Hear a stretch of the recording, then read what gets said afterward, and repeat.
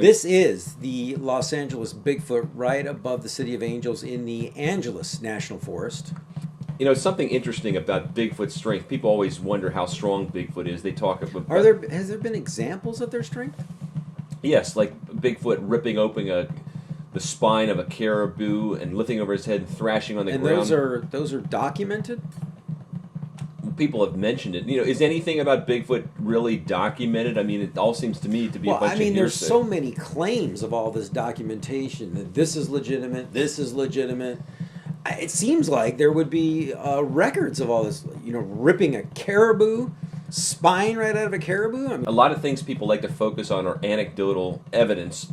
People get freaked out by actually seeing photographs and video, but what people don't mind is hearing stories, secondhand stories about someone says, I heard a Bigfoot was 11 feet tall and it was in my backyard. Oh, really? You tell me more. Cracked an elk right in half. And that's acceptable. But people kind of freak out when you see actual photos of Bigfoot. They don't want real evidence. And if you ever captured one, they'd probably start weeping. And so people going missing in the woods and stories of abductions, female abductions, are just really, there's no real documentation of that. This is just all speculation. Is that what you're saying? Well, everything is until on anything. Okay, so let's say there's 100 people missing in California. If you don't know where they are, then anything you can say about them is speculation. Interestingly enough, the Angeles National Forest is, located next to one of the largest cities in the United States. Think of all the people that are going on weekend treks into those woods. Well, the thing is, and what concerns me, is that more and more people are going to be running into Bigfoot, especially in Los Angeles, now that we know it migrates, now that we know that because of the drought. And what is the origin of the drought, by the way? As far as how it affects Californians, is it some law that was passed? Well, it has to do a lot with we're not getting any rain. But then on the other side of that, we get a lot of our water from the Colorado River. Well, that's, there's a lot of people that have their hands in that pie. Also, we get a lot of river from the Sacramento Delta.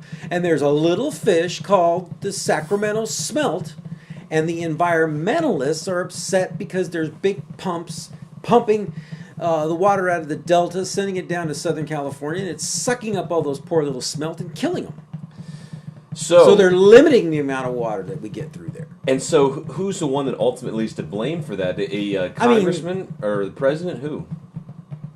Well, that's all in the legislature in Sacramento. It's the, they're all there. So that's good though. We can thank them for flushing Bigfoot out. Now people are seeing Bigfoot more often.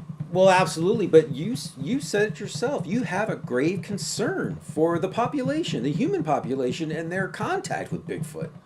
That's legitimate.